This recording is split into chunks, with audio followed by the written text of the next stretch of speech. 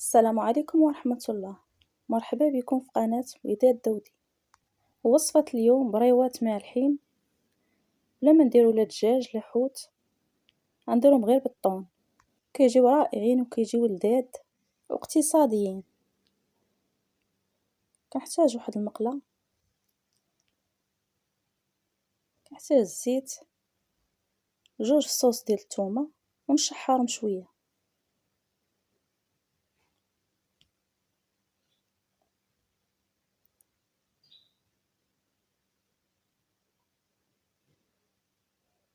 كنحتاج واحد جوج فلفلات، وحدة خضرا وحدة حمرا مقطعين رقاق،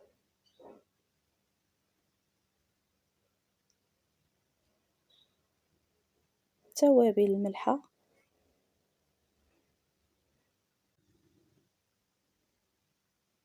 فلفل أسود،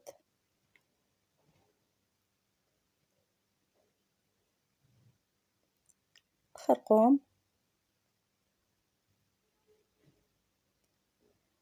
سكينجبير، فلفل أحمر،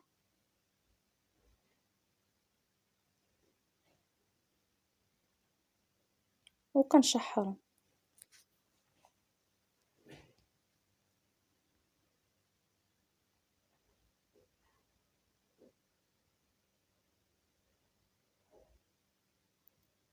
زيد واحد المعالقة ديال الطماطم مركزة،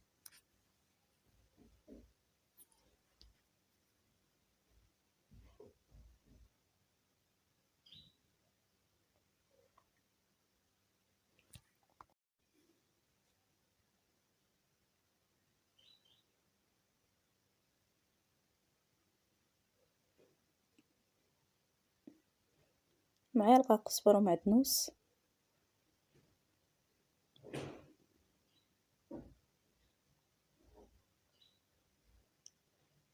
الزيتون مقطع،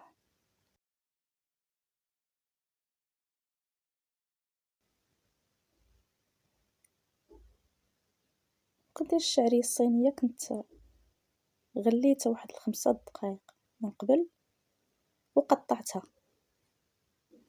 وكنشحرهم شوية.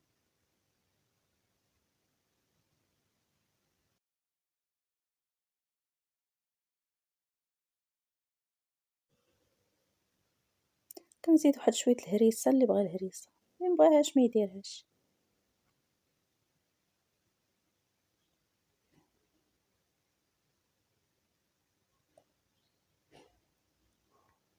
من بعد ما تشحروا كنطفي عليهم النار، كنزيد واحد العلبة ديال الطون، كنصفيها من الزيت عاد باش كنديرها وكنخلط.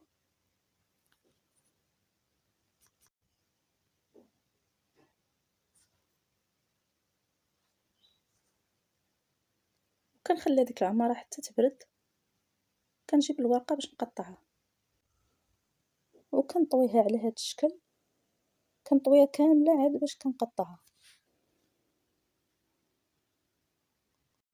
انا درت البريوات شويه كبار، اللي بغى يصغر يديرهم صغار.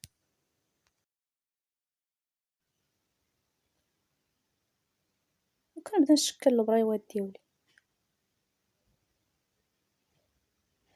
كنجيب العمارة كنحطها وكنبدا نطوي بهذا الشكل، يعني ساهله.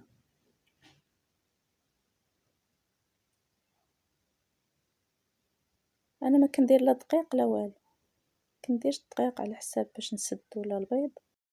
هذاك طريف الكيشات كندخلو في البريضه من الجهه اللي كتكون مفتوحه. كنجيب واحده اخرى كنحط العماره وكنبدا نطوي بهذا الشكل وكنجبد باش ما تجيش البريضه محلوله.